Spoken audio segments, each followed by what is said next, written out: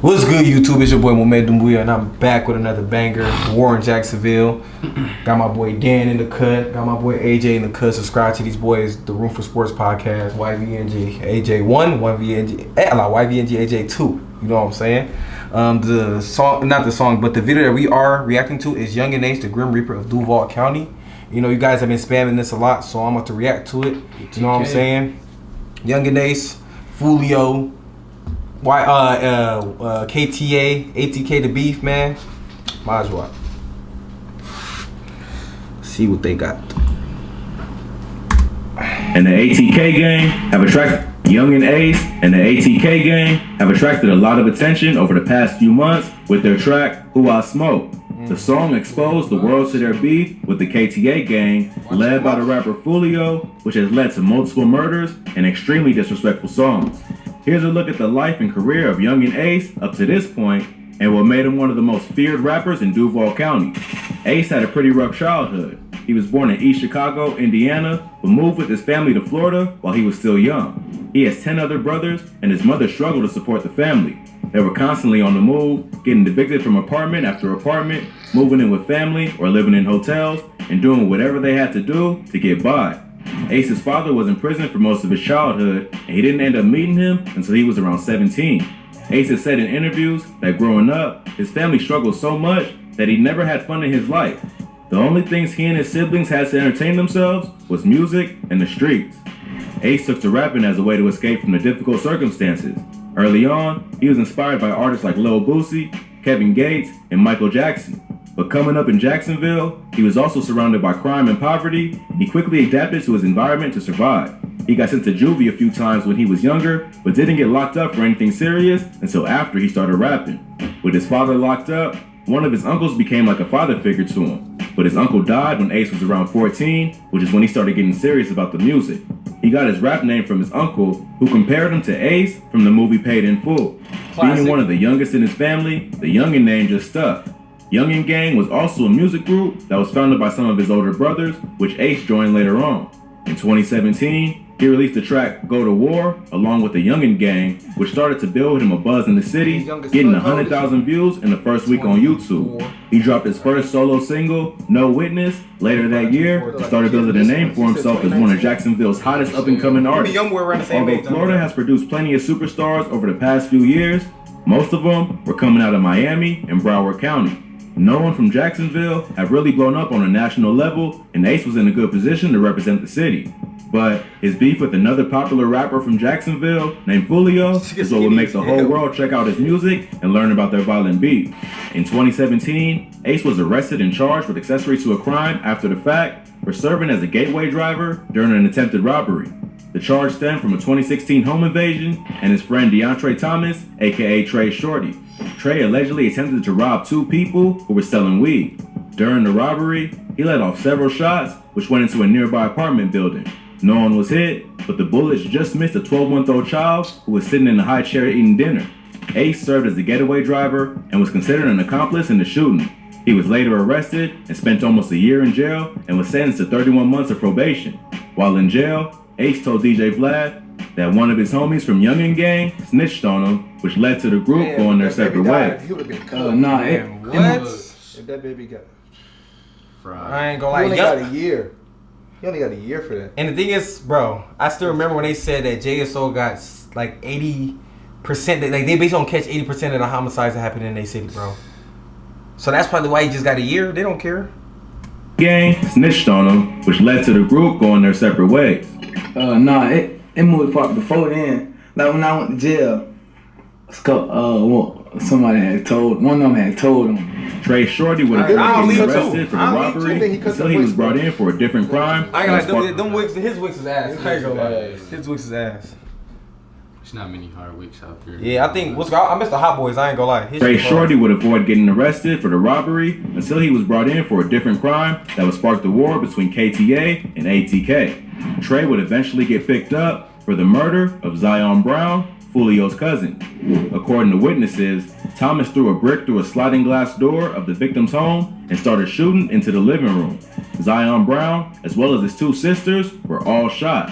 The girls survived, but Zion did not. Zion Brown was the only adult in the home, along with 2 teens, a 9-year-old and a 6-year-old boy. Trey would eventually be found guilty of the murder and be sentenced to life in prison. Now he got DeAndre cooked. Thomas Wow. was the shooter. They charged him with murder. KTA and ATK were already beefing at that point, but things weren't all that serious. After Zion Brown was killed, it was an all-out war. His murder wasn't just a normal gang hit where they caught an op blacking out in public. Trey Shorty targeted Zion at home in the middle of the night and just started that spraying. means that this What? nigga had to be sitting down, making sure he got home.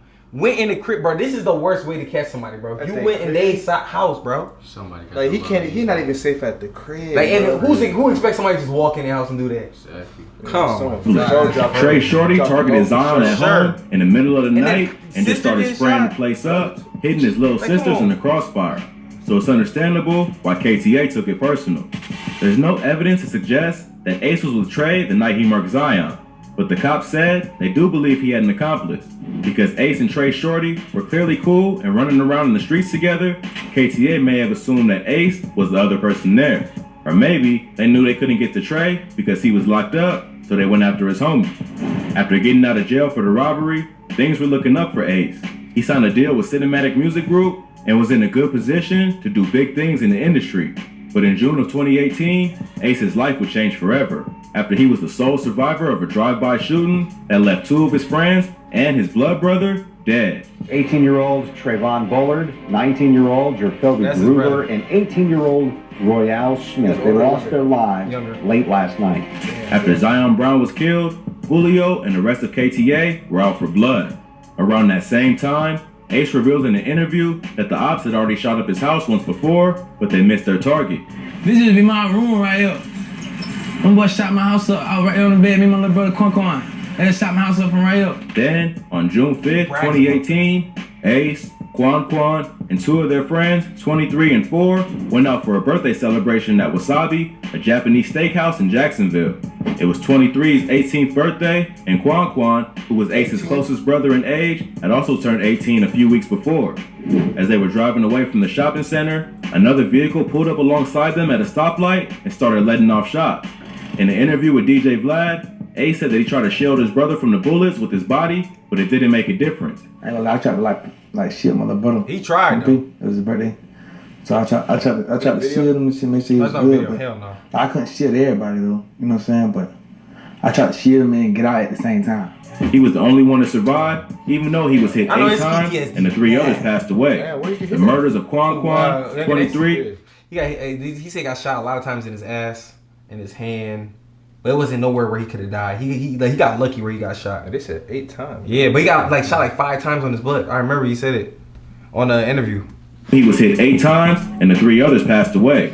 The murders of Quan, 23, and 4, which turned Ace's heart That would've cold been a big and day forced for him us. to direct his rage at Julio and the rest of KTA, leading to a string of retaliation killings. To make the whole situation even worse for Ace, he would end up getting arrested for violating his probation while in the hospital recovering.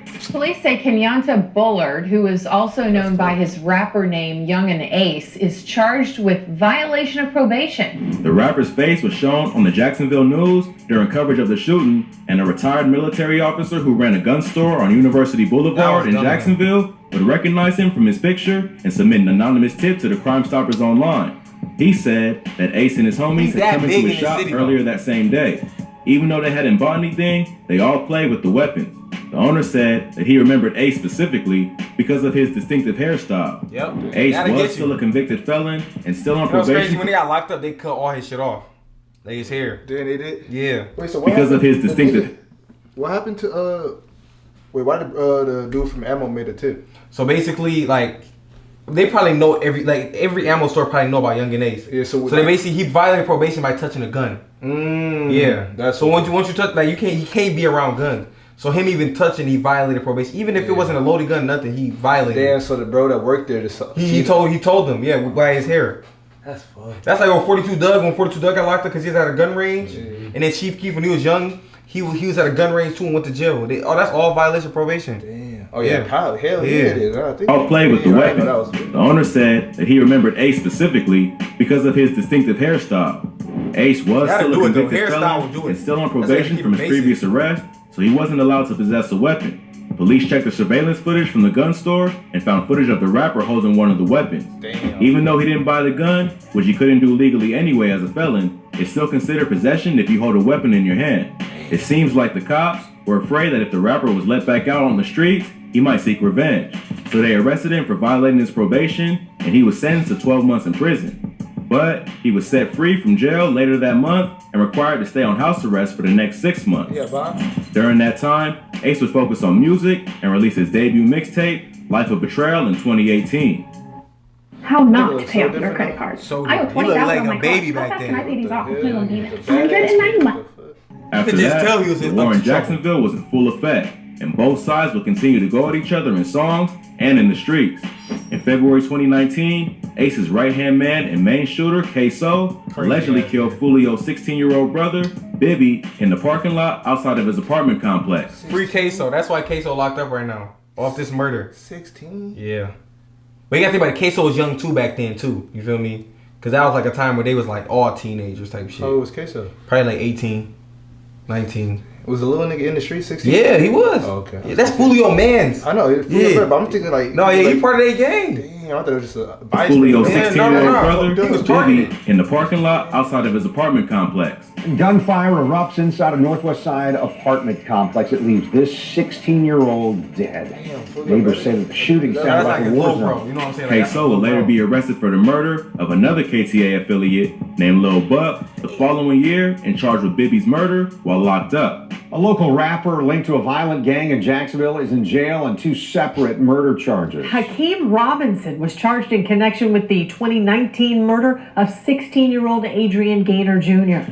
Check out our video on K-So, Yungeen Ace's shooter, for a more detailed breakdown of his involvement in this ongoing war. A few weeks after Bibby was killed, Ace survived another shooting that left one of his people dead. The rapper and his crew were staying at a Hampton Inn in Waycross, Georgia, when they were ambushed by Bro, another why do group. these niggas like them type of hotels though? Think about the Fulio shit, and they be going to some dumb hotels, bro. Better go to the Marriott or some shit. Were staying at a Hampton Inn in Waycross, Georgia, This shit, anybody when they can were walk in there. ambushed by another group.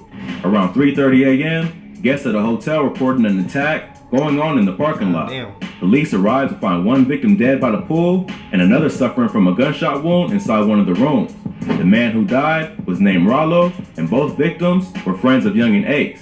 3 men were later arrested, and it was determined that they were from Jacksonville, making it clear that it was payback for the beef with KTA. Just 2 months later, in May 2019, Rollo is like I don't know if you know what J.I. Breezy is. The one I just said that was snitching on the left. That's his man's. So like he a part of the beef, So but he he's was into it but too. now he's not even a part of it. He's associated with people that's a part of the beef, and they killed him. That's how I be in Jacksonville. They don't care, bro. that it was payback for the beef with KTA. Just 2 months later, in May 2019, ATK would get their revenge for Rollo's murder and go after Julio's friend, Tiki. Tiki was shot and killed in a tan SUV not far from the Hilltop Apartments where Bibby was murdered. Not long after that, Zion Brown's sister was also shot 14 times for identifying Trey Shorty as her brother's killer. Oh, damn. 14 times for snitch. Bro, these niggas ain't got no rules in the streets out there, bro. At all. What? Brown's sister was also shot 14 times for identifying Trey Shorty as her brother's killer and agreeing to testify against him in court.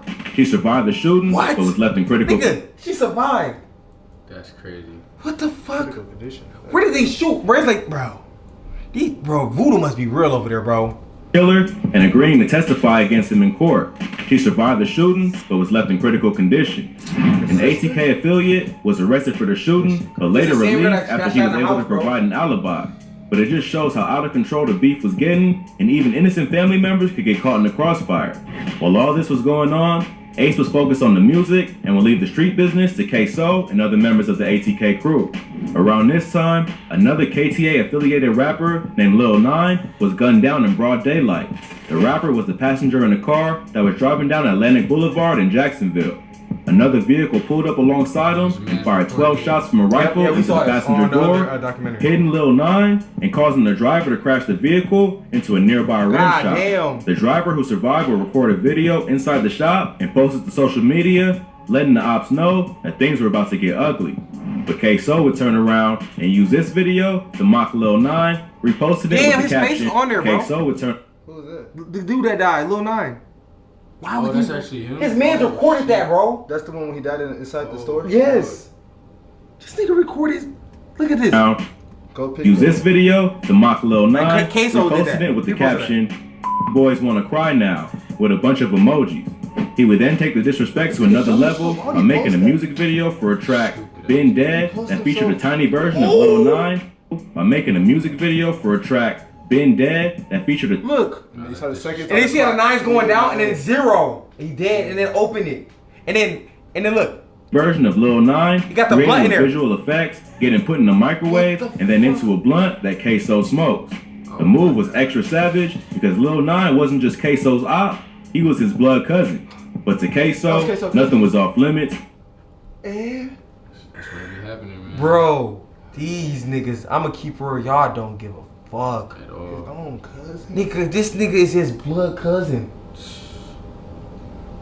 That shit is crazy, bro. Just Queso's op, he was his blood cousin.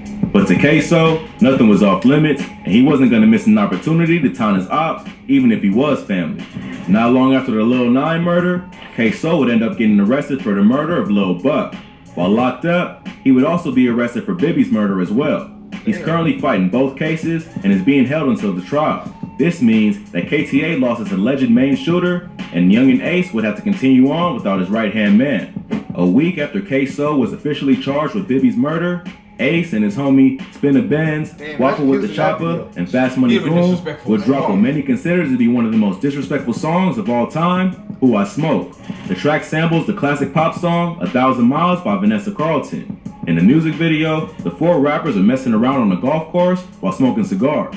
Even though the beat is catchy and upbeat, the verses are a lot more aggressive and contain several references to dead KTA members. The worst is the chorus, which is sung by Yungeen Ace and features the phrase, "Who I Smoke," followed by the names Bibby, Tiki, and Lil 9, three of the most high-profile murder victims in this beef.